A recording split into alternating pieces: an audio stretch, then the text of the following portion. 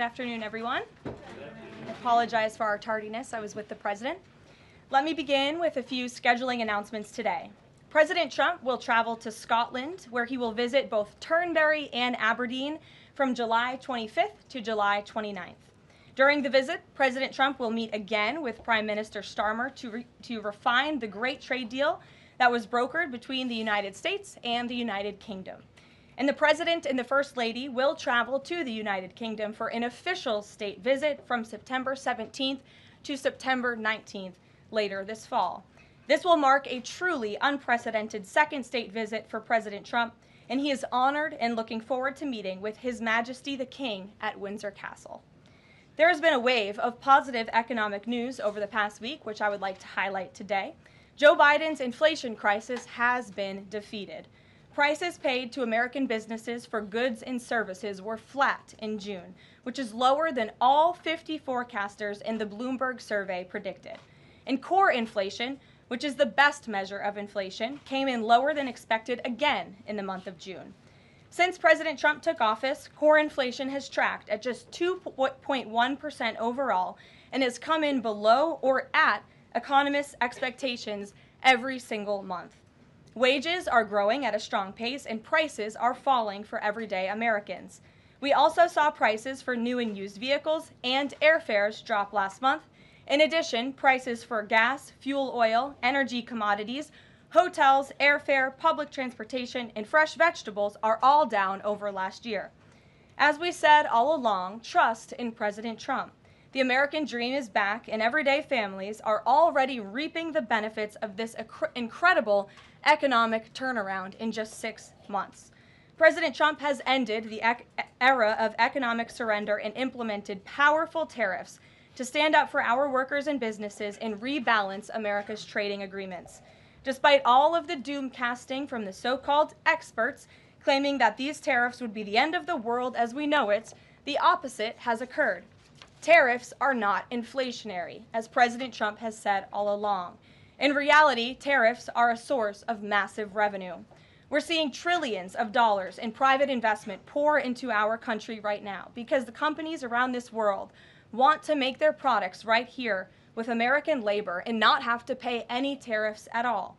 Customs and tariff revenue has already totaled more than $113 billion since President Trump entered office, helping to lead a budget surplus in June for the first time in nearly a decade. We are truly entering a golden age as a result of these pro-growth and America First trade policies. On another matter, yesterday in the East Room, the President was proud to sign the Halt All Lethal Trafficking of Fentanyl Act into law, surrounded by angel families to help finally end the devastating fentanyl crisis that has ravaged millions of Americans. Under the Halt Fentanyl Act, anyone who possesses, imports, distributes, or manufactures any illicit fentanyl-related substances will be subject to criminal prosecution in the same manner as any other Schedule I controlled substance. This legislation will close the loopholes that criminals use to skirt around the law and make it easier for law enforcement to prosecute vicious traffickers who peddle poison in our communities. President Trump has always made tackling the drug crisis a top priority, and this important bipartisan legislation further follows through on that commitment. The complete and total success at our southern border that many in the media in this room continue to ignore is another example of the President keeping his word to families who have lost loved ones due to fentanyl, and it's another win for the American people. Customs and Border Protection just released the final operationalized stats for the month of June, and I must highlight some of these incredible numbers. There were only 6,072 Southwest apprehensions in June, 15% lower than the previous record that this president set in the month of March. To put that in perspective, the Biden administration routinely saw the same number of encounters in a single day, and on many days, that number was more than 10,000 apprehensions at the Southwest border. There were also 0 illegal aliens released along the Southwest border for the second consecutive month in a row. President Trump promised to end the illegal alien invasion, and he has delivered on that promise to the American people in record time. With the border sealed, deportations are ramping up. This past weekend, our brave ICE agents were arresting violent criminal illegal aliens all across the country. ICE Atlanta arrested an illegal alien from Mexico, convicted of attempted rape of a child in North Carolina. ICE Baltimore arrested an illegal alien from Guatemala who was previously convicted for sexual abuse of a minor in Maryland.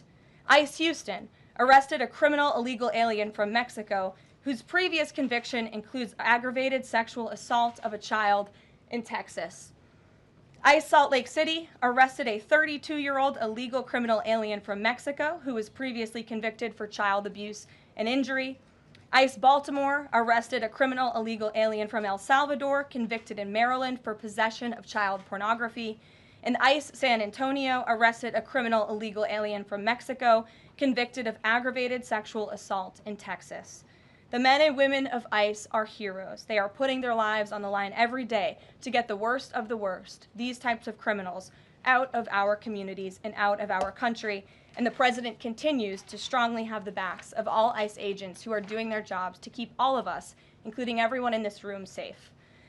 The facility, one second. In other news, following President Trump's bold executive actions protecting American children from irreversible chemical and surgical mutilation, the largest provider of these barbaric practices will now be closing its doors. The facility in Los Angeles, California, is just the latest facility downsizing or eliminating their irreversible and harmful services that feed into the lie that you can somehow change a child's sex. The Biden administration peddled dangerous policies that defied medical science in favor of radical transgender ideology. But President Trump has put an end to that to ensure America's children's innocence is protected and our children can lead healthy and productive lives. Finally, last night, Senate Republicans passed President Trump's $9 billion rescissions package. This will help restore fiscal sanity in our country by rescinding billions in wasteful foreign aid and finally ending taxpayer funding for PBS and NPR, two media organizations that have ridiculously used federal dollars to push a partisan left-wing agenda for many years. The House should pass this rescissions package immediately and send it to the president's desk for signature.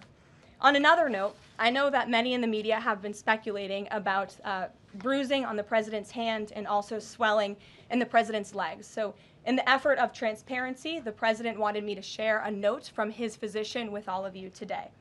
In recent weeks, President Trump noted mild swelling in his lower legs. In keeping with routine medical care and out of an abundance of caution, this concern was thoroughly evaluated by the White House medical unit. The president underwent a comprehensive examination, including diagnostic vascular studies. Bilateral lower extremity venous Doppler ultrasounds were performed and revealed chronic venous insufficiency, a benign and common condition, particularly in individuals over the age of 70. Importantly, there was no evidence of deep vein thrombosis or arterial disease. Laboratory testing included a complete blood count, comprehensive metabolic panel, coagulation profile, D-dimer, B-type natriuretic peptide, and cardiac biomarkers. All results were within normal limits. An echocardiogram was also performed and confirmed normal cardiac structure and function. No signs of heart failure, renal impairment, or systemic illness were identified. Additionally, recent photos of the president have shown minor bruising on the back of his hand. This is consistent with minor soft tissue irritation from frequent handshaking and the use of aspirin, which is taken as part of a standard cardiovascular prevention regimen. This is a well-known and benign side effect of aspirin therapy. And the president remains in excellent health, which I think all of you witness on a daily basis here. So the president wanted me to share that note with all of you. I'm happy to take further questions on it. We will provide the memorandum from the president's physician to all of you, as we always do. And we'll get to questions. Here in our new media seat, we have Frank Corva, who's the White House correspondent for Bitcoin Magazine, which comes at a timely week with crypto legislation moving across Capitol Hill. So why don't you kick us off, Frank, and thanks for being with us. Thank you so much. We appreciate appreciate it, Ms. Leavitt. Sure. I was curious to hear if the President was in favor of removing any and all language around central bank digital currencies from the Genius Act, maybe as a means to get it across the line and get it on his desk. And then my second question was about something the President spoke about in this room. He talked about a $600 de minimis tax exemption for Bitcoin and other crypto spending. So I was just wondering if you could comment on those. Sure. Well, the President did signal his support for a de minimis exemption for crypto, and the administration continues to be in support of that. We are definitely receptive to it to make crypto payments easier and more efficient for those who seek to use crypto as simple as buying a cup of coffee. Of course, right now that cannot happen, but with the de minimis exemption, perhaps it could in the future, and we will continue to explore legislative solutions to accomplish that. As for the central bank digital currency and the Genius Act, which you noted has passed through Congress and will be sent to the President's desk. I believe the House is voting on it. If they haven't, they should be passing it. We know we have the votes, and we expect it to get to the President's desk, and we are planning a signing ceremony tomorrow afternoon. All of you will get more details on that. This piece of legislation is going to make America the crypto capital of the world, and that's what the President promised. As for a central bank digital currency, the President opposes that. He made that promise to the American people on the campaign, and while it's not in this specific piece of legislation, he did sign a January executive order banning a central bank digital currency. The administration supports Congress's efforts to codify that executive order into law, and I believe there will be future pieces of legislation in regards to crypto that will be moving through Capitol Hill. The President looks forward to signing them, and he looks forward to the signing ceremony this afternoon. So thank you for being with us today. Sure. Jackie. Thank you, Caroline. There's been a lot of discussion about the Epstein files and the President's comments yesterday calling it a hoax. Can you clarify which part of the Epstein hoax is the hoax part? The President is referring to the fact that Democrats have now seized on this as if they ever wanted transparency when it comes to Jeffrey Epstein, which is an asinine suggestion for any Democrat to make. The Democrats had control of this building, the White House, for 4 years, and they didn't do a dang thing when it came to transparency in regards to Jeffrey Epstein and his heinous crimes. It was this President who directed the Department of Justice and the Attorney General to do an exhaustive review of all files related to Jeffrey Epstein, which they did. The Attorney General and the FBI, led by Pam Bondi, Dan Bongino, Kash Patel, these are great patriots, some of the most trusted voices in the Republican Party movement. It's part of the reason the President appointed them to these high law enforcement positions, and they spent many months going through all of the files related to Jeffrey Epstein, and they concluded what they found in that memo, which they drafted and they released. And so the President has been transparent. He has followed through on his promises to the American people, but he doesn't like to see Democrats in the mainstream media covering this like it's the biggest story that the American people care about. The President has been working so hard this week. On Tuesday, he went to Pennsylvania, where he secured $90 billion in investments for the Commonwealth, for the people of that state. After that, he came back to the Oval Office at 8 p.m. He went in there to whip votes to get the Genius Act signed into law. And because of his efforts, that bill is now going to be signed and passed. The following day, yesterday, he meets with a foreign leader, the King of Bahrain, to secure more investments into this country. And then yesterday afternoon, the President is in the East Room of the White House mourning with parents who have lost their children because of fentanyl, signing a bipartisan piece of legislation. And not a single cable network in this country took that event live and covered that event like they should. Those are the issues the President cares about. What could be more important to the American people than helping families who have lost their children? Those are the issues this President is going to remain focused on. I understand he wants to move on from this story, but you do have some prominent figures, including the Senate Majority Leader, the House Speaker, voicing support for the files to come out. Representative Massey collecting signatures that would force a discharge petition for a vote on the floor for this. It doesn't seem to be going away. What is stopping the administration from just redacting any sensitive information, grand jury information, and putting out what is appropriate so that the American people can decide and then let this story die? Well, in terms of redactions or grand jury seals, those are questions for the Department of Justice. Those are also questions for the judges who have that information under a seal. And that would have to be requested, and a judge would have to approve it. That's out of the President's control. He has said, in agreement with some of the leaders on Capitol Hill, that if the Attorney General and the Department of Justice come across any other credible evidence, they should provide that to the American people. The President has said that, and he agrees with them on that. Why did you fire Maureen Comey? The Department of Justice did, and I would defer you to them. Dasha.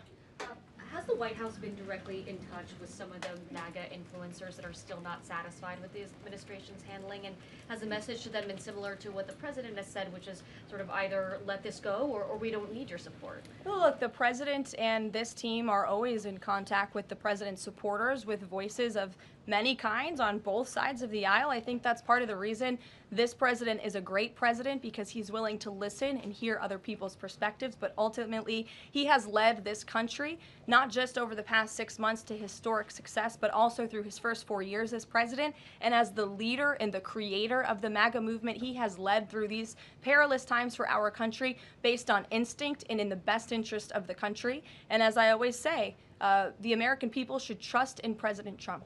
John, Fed Chair. go ahead, John. Thanks a lot, Karoline. The president on Monday announced that if there's not compliance with Russia within 50 days, there would be increased tariffs. Can you explain how that works, first of all? What happens if Russia doesn't end its war with Ukraine in 50 days? Well, in 50 days, as the president clearly laid out, if there is not a ceasefire agreement or a peace deal within that time frame, if Russia refuses to legitimately agree to a ceasefire, then they will face very steep tariffs, and they will also face secondary sanctions. So countries that are purchasing oil from Russia will be sanctioned as well, and of course that will do deep damage to Russia's economy. And I would just add that the president wants this war to end with a diplomatic solution. He's been pushing for it. This administration has spent many hours and a lot of time trying to solve this war very far away, but the president wants to stop the killing and he wants to save lives. As far Reagan, as the first part go of ahead. what you were saying, Caroline. the Reagan, first go part, ahead. I have two questions for you. It's just about, if I may, just about the tariffs, the first part. I get the secondary tariffs, but there was only $3 billion worth of trade between the U.S. and Russia in 2024. It's expected to be far less this particular year. On April the 2nd, both you and the Treasury Secretary said it's not necessary to apply any tariffs on Russia. You said that because of the lack of trade, it precludes, that was the word you used, any need for tariffs. Why now, and why do you think that that would make them cave and come to some sort of peace agreement as it relates to Ukraine? $3 billion is still a lot of money, John, and it's not just tariffs, it's the secondary sanctions as well that will be implemented in 50 days. Reagan. Thanks, Caroline. I have two questions for Sure. you. First on Congress. Congresswoman Salazar introduced legislation that would give some illegal immigrants in the country a path to citizenship. 10 Republicans signed on to what she's calling the Dignity Act.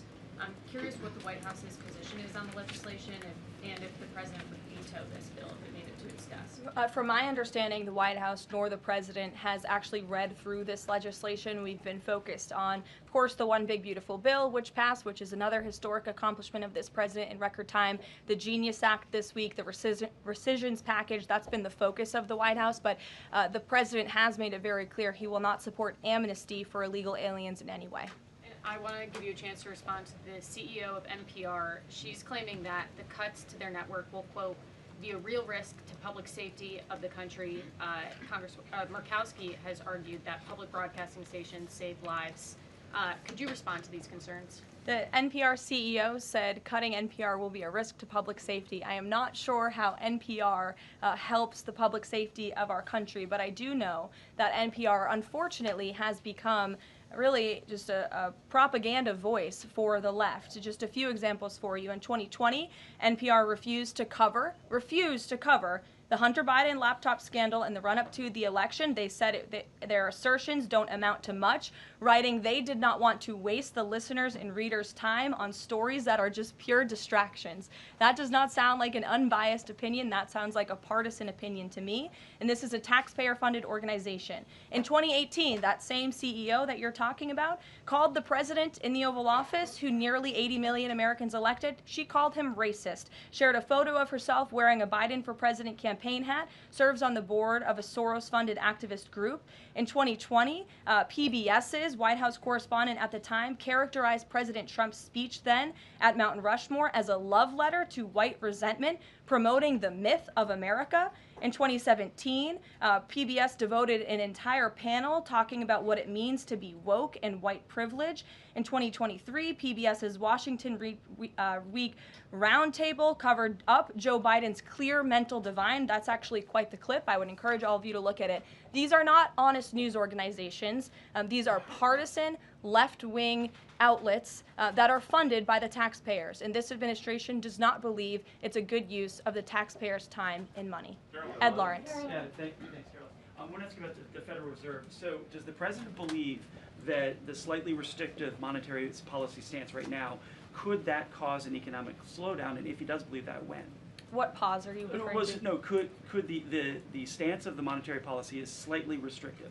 Does the president believe that that stance, the slightly restrictive stance, could cause an economic slowdown in itself? I haven't heard the president discuss that specifically, but what I do know in regards to the Federal Reserve is the president's been very transparent about his displeasure with both the policies and the management of the Fed, and he spoke about that to all of you pretty extensively in the Oval Office yesterday. And last month, one more if I could, last month the Canadian Prime Minister said the president had agreed to a July 21st deadline to sort of work towards a trade agreement. That's 4 days from now. Could there be a trade agreement with Canada in 4 days? Well, look, we'll see. The trade team continues to be very active in our conversations and discussions with Canada. The president himself has said, unfortunately, our neighbors to the north have been pretty difficult to deal with when it comes to matters on trade. But in trade, generally speaking, as you know, 25 countries have received letters thus far from the president directly with his big, beautiful signature on them, from Japan to Korea, South Africa, Kazakhstan, Malaysia, just a few countries, and Canada also received a letter for 35%. With that said, if countries want to have legitimate further discussions, the Trump administration and the president's trade team are willing to have further talks, but these letters these countries have been receiving are the deals. And as the president has said, those deals will be made. They are tailor-made to each and every country based on the United States' concerns and what's in the best interest of the American worker and the American people. Karoline. Charlie, go ahead. Thank you, The Karoline. president- No, I called on Charlie, but Deanna, you can go ahead too. Go ahead. The president said that he floated the idea of a special prosecutor in the Epstein case. Can you confirm that? And has he asked the Attorney General to do this, to appoint a special prosecutor to look it over? Well, the idea was floated from someone in the media to the president. The president would not recommend a special prosecutor in the Epstein case. That's how he feels. And as for his discussions with the Attorney General, I'm not sure. Deanna. Karoline. Thank you so much. Do you know what the president's reaction was to Mike Johnson saying that he wants additional files released, the Epstein files? Was there a conversation with Mike Johnson about that following his comments? I won't discuss the president's private conversations with the Speaker of the House, but as I answered to Jackie's question earlier, the president has said if the Attorney General and the Department of Justice and the FBI have any more credible evidence in regards to Jeffrey Epstein's crimes, they should put that forward. He has called on them to do that. Sure. Thank you, Caroline. With a few days, I'll go to all of you, starting with the lady in the blue. Go ahead. with a few days to the August 9th deadline, how are the negotiations with Europe going? There's some sticking points. What are they? Can we expect a delay, or should we expect a deal soon? Well, I believe the deadline is August 1st. As for the European Union, they continue to be very eager in negotiating with our country for obvious reasons on ways to lower their tariff and their non-tariff barriers that we have long said harm our workers and our companies. So the president's trade team continue to be in talks with the European Union. Would he accept, or would he put forth a postponement of the August 1st? He's already said he will not. Caroline, Owen, go ahead. Good afternoon, Caroline. In Gaza today, Holy Family Catholic Church was struck by an Israeli shell. Yes. 3 people were killed, 10 wounded. What is the president's reaction to that church coming under fire? It was not a positive reaction. He called Prime Minister Netanyahu this morning to address the strikes on that church in Gaza, and I understand the Prime Minister agreed to put out a statement. It was a mistake by the Israelis to hit that Catholic church. That's what the Prime Minister relayed to the President, and you should look at the Prime Minister's statement that will be coming out. Steve, go ahead. Back to your letter that you read at the beginning. Sure. The President, you said mild swelling in his legs. Yes, is sir. it causing him any discomfort? How are you treating it? Nope. No discomfort from the president at all, and you probably all see that on a day-to-day basis. He's working around the clock. As for the treatments, I can defer to the president's physician, and we'll get you this letter. I think it will answer all your questions. Caroline, there are reports that a Chinese-born banker who works in Atlanta for Wells Fargo is being prevented from leaving China. Has the president, is he going to bring this up with President Xi? Are you aware of the case? I'm not aware of the case, but I'm sure our National Security Council team is. Steve will get you some answers on that. Caroline. Thank you, Caroline. Two questions. So the first is that President Trump said that the Attorney General only gave him a brief overview of what was in these Epstein files. Does he have knowledge or an understanding of what is in the files related to Epstein that have not been released? Not to my knowledge, and that's a question for the Attorney General, as I said, and the President has told the Attorney General if they have any more credible evidence, they should release it. Is that evidence, would she have to run that by the President before she released it? I don't think so. He said if she has any more credible evidence, she should release it. You're on. Go ahead. Thank you. Go ahead, yes. Great. Thank you, Caroline. Two questions. One, today. And you can go ahead, Andrew. Don't worry. Today, tens of thousands of folks are rallying nationwide to honor the legacy of Congressman John Lewis. Meanwhile, Republicans in Texas reportedly are working to redraw congressional maps at President Trump's urging.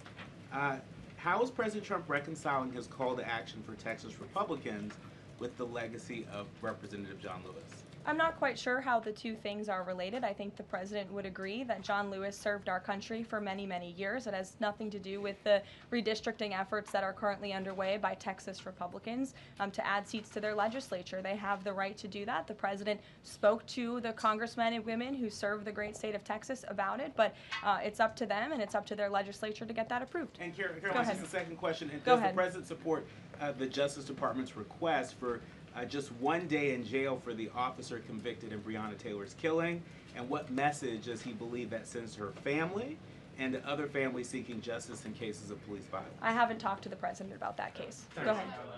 Just the president, when the president met the interim president of Syria a couple of months ago, he described him as a young, tough, attractive guy.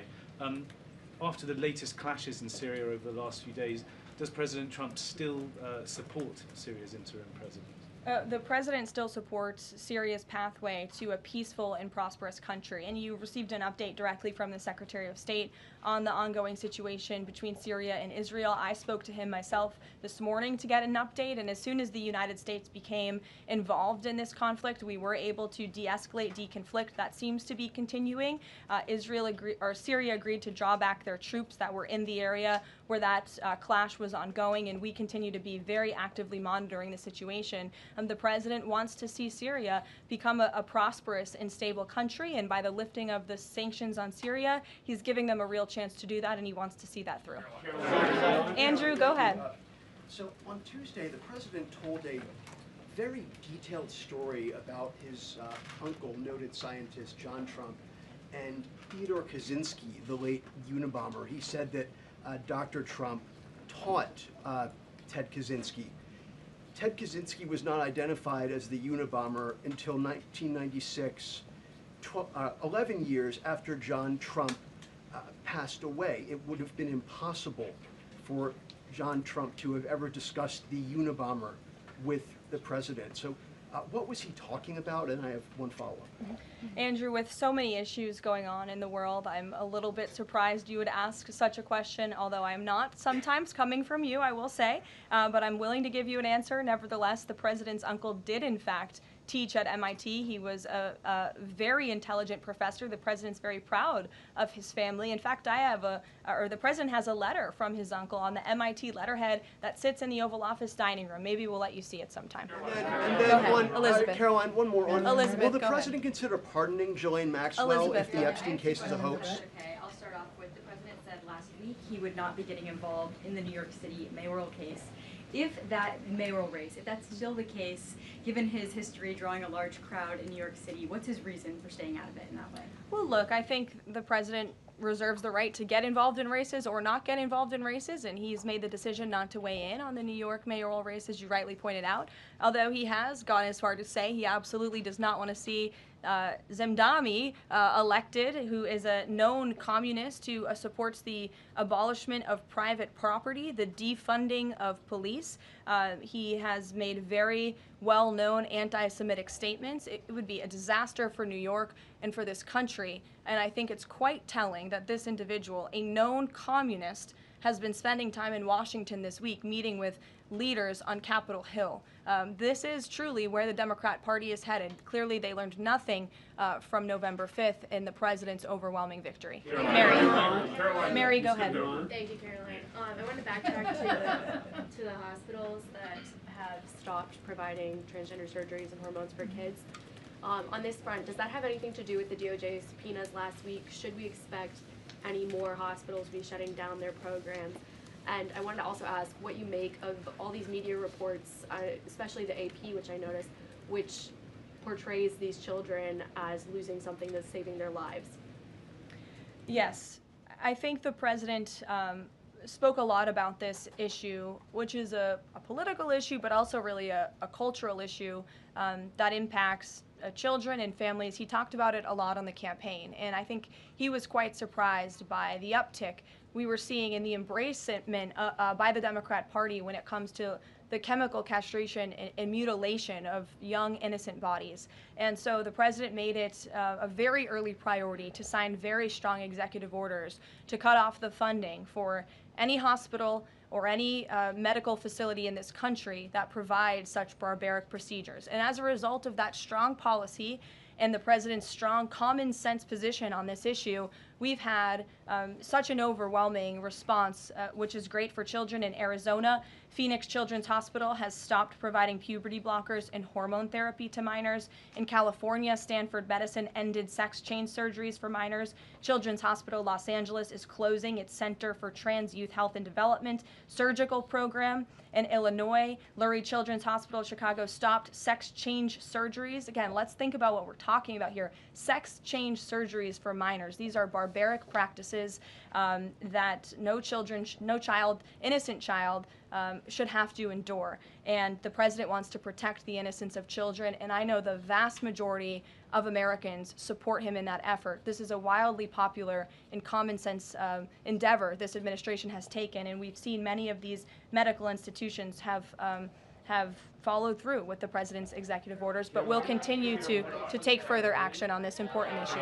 Garrett. I too, if you'll indulge me. Sure. On the rescissions package, I wonder what the White House makes of this theory that it increases the odds of a shutdown. The theory is basically, why would any Democrat vote for a bipartisan spending deal with Republicans if Republicans can turn around and claw the money back the next day? Look, $9 billion worth of crap that it was in our federal funding that is now being rescinded. This is a good thing for the American people and the American taxpayer, and I think our Office of Management and Budget Director was saying this process should be more bipartisan.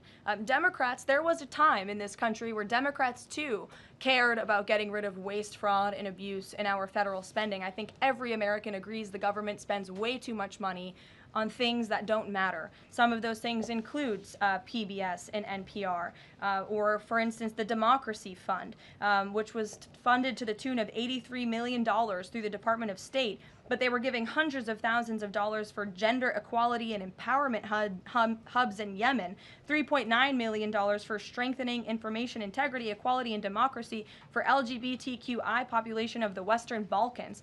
These are not good uses of the taxpayer funds, and Republicans are proud to lead that effort, and we wish more Democrats would join us in that. I wanted to follow up on the Maureen Comey question just to clarify. Did the White House have any knowledge, or did the president sign off on her firing? This was a decision that was made by the Department of Justice. There was an agreement that was made between Immigration and Customs Enforcement and the Centers for Medicaid and Medicare Services regarding access to Medicaid information for 92 million Medicaid recipients around the country. That includes health information. So how does that not violate HIPAA violations and privacy concerns, for example, of American citizens? I'm going to have to defer you to Immigration and Customs Enforcement on that. I'm unfamiliar with that agreement that they made. Caroline. Thanks, Caroline. 2 questions. Russ Vought said today he's going to be looking into cost overruns in the Fed's renovation projects. Is there a deadline for him to come back with findings to the president? I don't believe there's a deadline the president has set for Rust Belt, but I think, again, this is a good use of taxpayers' time to look into this project that is millions and millions of dollars over budget. It's for a big, beautiful mansion for the federal chairman, reserve chairman, and I understand that it costs much more than it did the beautiful palace that many of you joined us at when we went overseas. So it's completely unnecessary, it's overpriced, and I think it's a good thing the administration, led by the president, is looking into it. If there ever were to find wrongdoing or fraud, would the president reconsidering firing Jerome Powell? Look, it's a hypothetical question. We'll see where it goes. The president spoke about how he feels on this matter yesterday. Sure, Thank go you ahead. so much, Karoline. So we saw Ambassador Huckabee arrive to Prime Minister Netanyahu's trial to show his support. Does the president plan to impose any kind of sanctions against the Israel judicial system? I don't have any update for you on that or any announcement on that front. I don't believe so. Does the president believe that justice has been served in the Epstein case? Look, the president believes that he directed the Department of Justice to do an exhaustive and thorough review, and they did that. And they all agreed, the FBI director, the deputy FBI director, the attorney general, on the memo that they drafted and they released. Thank you, Caroline. Just a follow-up on Reagan's question. Representative Salazar's bill, it grants illegal aliens with legal status for 7-year increments. It also gives permanent path to residency for so-called dreamers. And, you know, President Trump and Labor Secretary Chavez, who previously co-sponsored a version of this bill when she was in the House, they've spoken about a work deal similar to the bill, I believe. What's the difference between a work deal and amnesty? Look, as I told Reagan, the president, the White House have not reviewed this specific piece of legislation. It's just not where our focus has been. But the president, for one, has been very clear he does not support amnesty. We'll go to, oh, look at some friends in the back. Brian, go ahead. You didn't show up early enough to get some good real estate up here. I love it. Any update on the auto pen? I know that there was the DOJ and some others were looking into the thousands of documents that were signed off just before Joe Biden left office. Any update on the auto pen? Yes. I'm not laughing at you. I'm just laughing at how far away you are, and you're going to need to get some microphones back there. And the auto pen investigation, yes. The White House counsel's office has launched their own investigation into former President Biden's usage of the auto pen. We have requested some documents from the National Archives, and again, as I've said many times from this podium, and the president has said as well, it's incredibly important that we get to the bottom of who really was at the tip of the spear in the decision-making process here in the White House, because former President Biden himself admitted to the New York Times, I understand he never gave interviews when he was here, but now all of a sudden he wants to give one, and he said that he did not actually review every single pardon that he signed on his way out the door. That's incredibly concerning, and I can tell you it's something this president would never tolerate. This is a president who is signing things all the time. Any document that has legal implications, this president's signature is on it because he's the one making the decisions. It does not appear that was the truth in the previous White House, and I know the American people want to receive answers on who was running the show, because the decisions that were made in this place really destroyed our country, and we deserve to get to the bottom of it. Mark, in the back. Thanks. Some Christian groups are complaining that they are not able to get visas as quickly to travel to Israel, and it's been elevated to Ambassador Huckabee's station. Is the White House aware of that? Does it have any reaction to that? And is that part of the president's disappointment with Netanyahu and his government? Look, I'm not aware of that, Mark, but I'm sure, again, our National Security Council is, and also the State Department. As you know, travel visas roll through Secretary Rubio's shop over there, whom we work very closely with, so we will check in on the matter. But I know overall this president and the administration do want to streamline the visa process to make it easier for both Americans who want to travel abroad and people abroad who want to come to our country the legal way. Sure. Go ahead. I was going to the gentleman above you, but go ahead, Libby, and then you can go.